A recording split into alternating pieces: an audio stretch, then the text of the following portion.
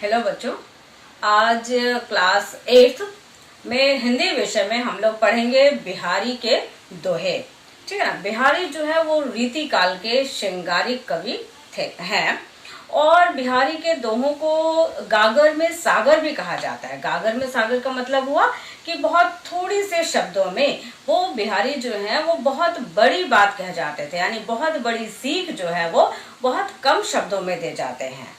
और बिहारी वैसे तो प्रेम के प्रतिष्ठित कवि हैं, पर उन्होंने भक्ति परक और नीति परक दोहों को भी उनकी व्यापक लोकप्रियता मिली है। मतलब उन्होंने प्रेम संबंधी दोहे, भक्ति पर आधारित दोहे और नीति पर आधारित दोहों की रचना की है। और इस हमारा जो पाठ है बिहारी के दोहे, इसमें इन तीनों प्रकार के दोहों का समावेश है। अब बच्चों, मैं दोहों को एक एक करके पढ़ती जाऊंगी आपके पाठ में से और उसका शब्दार्थ और साथ ही साथ अर्थ भी बताती जाऊंगी।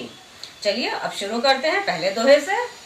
मेरी भव बाधा हरो, राधा नागरी सोए, जा तनकी झाई परै, श्यामो हरित दुति होए। अब पहले इसके अर्थ देख लेते हैं शब्दों का। भव मतलब संसार, फिर आया आपका यहाँ पे झाई, झाई मतलब परछाई, हरित दुति मतलब प्रसन्न होना। अब देखिए इसमें कवि बिहारी जो है वो राधा जी की प्रशंसा करते हैं और राधा जी से प्रार्थना करते हैं, है ना। क्या प्रार्थना कर रहे हैं उनसे, देखिए कि मेरी भव बाधा हरो। राधा से कह रहे हैं कि इस संसार में जितने भी कष्ट हैं, सांसारिक कष्टों से मुझे दूर कर दो हे राधा रानी। जा तन की झाई परे, है ना। कह रहे हैं कि राधा रानी ऐसी हैं जिनकी परछाई मात्र पड़ने से श्यामो मतलब श्री कृष्ण हरित दुति होए, है ना। राधा की परछाई मात्र पड़ने से श्री कृष्ण जो है वो हरे हो जाते हैं, अर्थात प्रसन्न हो जाते हैं। यहाँ राधा से प्रार्थना किया है कवि बिहारी ने, उनकी स्तुति की है। जप माला छापे तिलक, सरे न एको कामो, मन कांचे नाचे व्यथा, साचे राचे रामो। अब यहाँ पहले शब्दार्थ देखिए। शब्दार्थ है जप, जप मतलब मंत्रोच्चारण करना, छापे मतलब तिलक लगाना, सरे मतलब कोई भी काम सिद्ध होना, कांचे मतलब कच्चा, साचे मतलब सच्चा और राचे मतलब प्रसन्न। तो इस दोहे में कवि बिहारी क्या कहना चाह रहे हैं, यहाँ पे इस दोहे में वो बाहरी आडंबरों का विरोध कर रहे हैं, है ना। क्या कह रहे हैं कि माला जपने और अपने वस्त्रों पे या अपने शरीर पे विभिन्न प्रकार के छाप लगाने से, सर पे तिलक जो है वो लगा लेने से कोई भी काम सिद्ध नहीं होता, कोई भी काम पूरा नहीं होता। भक्त का मन यहाँ पे कैसा बता रहे हैं, मन कांचे, है ना। मन जो है वो कच्चा होता है, सच्चा होता है। नाचे वृथा, बेकार में इधर उधर भटकने से प्रभु की प्राप्ति नहीं होती, काम जो है वो पूर्ण नहीं होता। काम पूर्ण कैसे होता है, साचे राखे राचे रामू मतलब प्रभु जो हैं, राम जो हैं वो सच्चे मन में निवास करके प्रसन्न होते हैं। यानी अगर आपका मन सच्चा है तो आपको प्रभु की प्राप्ति होगी।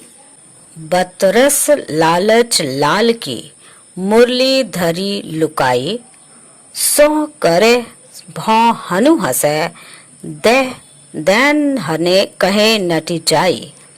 अब इसमें देखिए पहले शब्दार्थ, बतरस मतलब बात रूपी रस, लुकाई मतलब छिपाकर और नटजाई मतलब मना करना। ठीक है ना। यहाँ पर राधा और की जो है वो अटखेलियों का वर्णन किया गया है। किस तरीके से राधा जो है वो कृष्ण से बात करने के लिए उन्हें थोड़ा परेशान करती है। क्या करती है, बतरस लालच लाल की, है ना। कृष्ण को से बात करने की लालच में राधा ने उनकी मुरली जो है वो छुपा दी और पूछने पर सौह करे भौं हंसे, और पूछने पर कस्में खाने लगती है, सौगंध खाने लगती है कि उसने मुरली नहीं छुपाई, और भौं से मतलब अपनी आंखों से वो धीरे धीरे मुस्कुराती भी है, और मांगने पर साफ इनकार कर जाती है। नटीजाई का मतलब मांगने पर वो देने से इनकार कर देती है। तो यहाँ पर इस पंक्तियों में जो है वो कृष्ण के प्रति जो है वो राधा के प्रेम का बहुत ही सुंदर चित्रण किया गया है। ठीक है। जब जब वह सुधि कीजिए तब तब सुधि जाहि, आँखिनु आँखी लगी रहे आंखें लागती नहीं।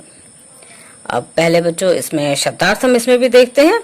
शब्दार्थ क्या है? आंखी लगी मतलब आंखों से मिलना, है ना, और आंखें लगना मतलब नींद आना। ठीक है। इसमें क्या कर रहे हैं कवि बिहारी?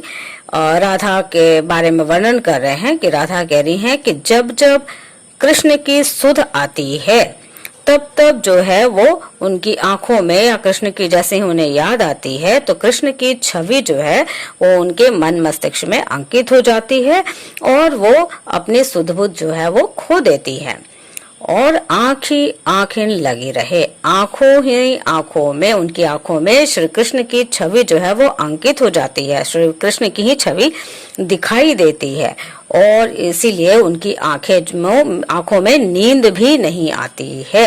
यहाँ पे बहुत ही सुंदर भावपूर्ण जो है वो अभिव्यक्ति किया गया है कि किस प्रकार श्री कृष्ण की याद में जो है वो राधा हमेशा रहती थी।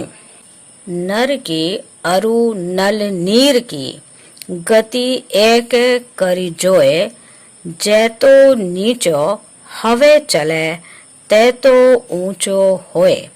अब पहले शब्दार्थ देखिए क्या कह रहे हैं। नर मतलब मनुष्य, नल नीर मतलब नल का पानी, और गति मतलब चाल, और जैतो मतलब जितना।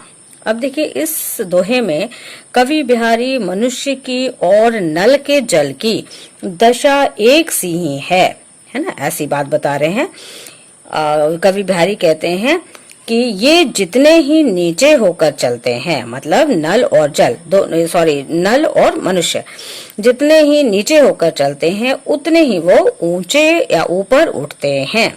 यहाँ व्याख्या देखिए, इसका अर्थ कैसे हम जानेंगे, एक एक हम बताते जा रहे। यहाँ कवि ने मनुष्य की तुलना नल के जल से की है।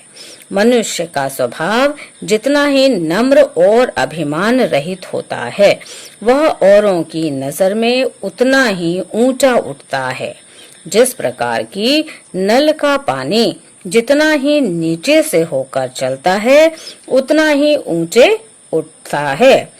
इसमें क्या बात कही गई है? हम ये भी कह सकते हैं कि कवि कहना चाह रहे हैं कि मनुष्य को अभिमानी नहीं होना चाहिए, अपने घमंड का त्याग करके चलना चाहिए। जितना वह विनम्र होगा उतनी ही उसकी महत्ता बढ़ेगी, उतना ही लोग उसे पसंद करेंगे।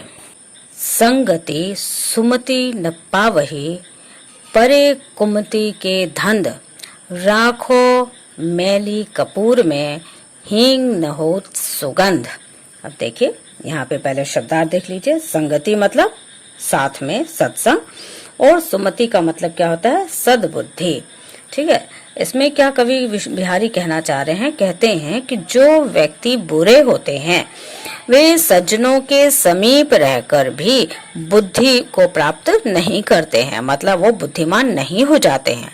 जैसे यदि हींग को कपूर के साथ मिलाकर रख दिया जाए तो भी जो है वो हींग सुगंधित नहीं हो जाता, उसे अपनी गंध बना के ही रखता है, यानी उसमें जो हींग की एक गंध होती है, दुर्गंध होती है, वो बनी रहती है, कपूर की तरह वो सुगंधित नहीं हो जाता। तो बच्चों इस दोहे में कवि बिहारी जो हैं वो अच्छे सत्संगति का जो है वो हिमायती है। वो कहते हैं कि हमें अच्छे लोगों के बीच में या बुद्धिमान लोगों के साथ ही रहना चाहिए, दुर्जन व्यक्ति के साथ नहीं रहना चाहिए। बड़े न हुजे गुणन बिनो, बिरुद बड़ाई पाए, कहत धतूरे 100 कनक, गहनो गढ़ो न जाए। यहाँ देखिए पहले शब्दार्थ हुजे, हुजे मतलब होंगे, गुणन मतलब गुण, बिनु बिना, कनक, धतूरा या सोना, ठीक है ना। कनक को धतूरा भी कहा जाता है और सोने को भी कनक कहते हैं। विरत मतलब प्रसिद्धि, यश गान, ठीक है ना। इसमें देखिए कबीर क्या कह रहे हैं, कवि बिहारी कहते हैं कि कोई भी व्यक्ति किसी नाम से नहीं, गुण और अपने कार्यों से जाना जाता है। यदि किसी भी वस्तु की प्रशंसा और यशगान, है ना, किया जाए और उसमें उन गुणों का अभाव हो तो वह व्यक्ति बड़ा नहीं हो सकता, क्योंकि कनक को भी यानी कि धतूरे को भी जो है वो कनक कहा जाता है और सोने को भी कनक कहा जाता है। पर सोने से तो गहना या आभूषण बनाया जा सकता है, परंतु धतूरे से आभूषण नहीं बनाया जा सकता। तो इस दोहे में कवि जो है बिहारी वो गुणों की आवश्यकता पर जोर दे रहे हैं कि गुण व्यक्ति में ज्यादा जरूरी है, इम्पोर्टेंट है, ना कि नाम। दीर्घ सांस न लेहु दुख, सुख साई ही न भूल, दही दही क्यों करतू है, दही दही सुख कबूली, है ना। इसमें देखिए पहले शब्दार्थ, दीर्घ सांस मतलब लंबी लंबी सांसें लेना, साई ईश्वर, साई ही मतलब ईश्वर को, दही देव मतलब देवों के लिए, और कबूली मतलब स्वीकार करना, ठीक है ना। इसमें कवि क्या कह रहे हैं कि मनुष्य की प्रकृति है, मनुष्य का कैसा स्वभाव है कि वह सुख में तो बहुत खुश हो जाता है, फूला नहीं समाता है, और दुख में छटपटाने लग जाता है, बेचैन हो जाता है, आहें भरने लग जाता है। यहाँ क्या कह रहे हैं कि मनुष्य जो है सुख में भूल कर भी भगवान को या प्रभु को याद नहीं करता है, और जब दुख पड़ता है तो सारा दोष जो है वो भगवान पे दे देता है। यहाँ कवि की दृष्टि में यह प्रकार का जीना जो है वो गलत है, ऐसे मनुष्य को नहीं जीना चाहिए।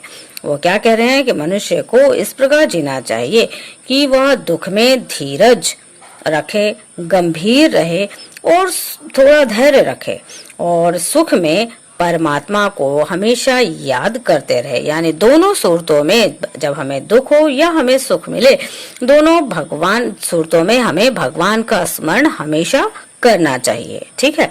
यहाँ कवि क्या कह रहे हैं, दुख में हमेशा मनुष्य को धैर्य रखना चाहिए। हाँ बच्चों, आपने सभी दोहों के अर्थ देख लिए।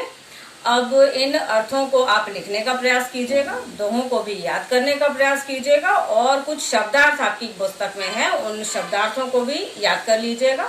कुछ प्रश्न उत्तर भी हैं, प्रश्न उत्तर बहुत आसान से हैं, इन्हीं दोहों पर आधारित प्रश्न उत्तर हैं, आप प्रश्न उत्तर भी करने का प्रयास कीजिएगा। इसी के साथ हमारे ये चैप्टर कंप्लीट होता है। Thank you.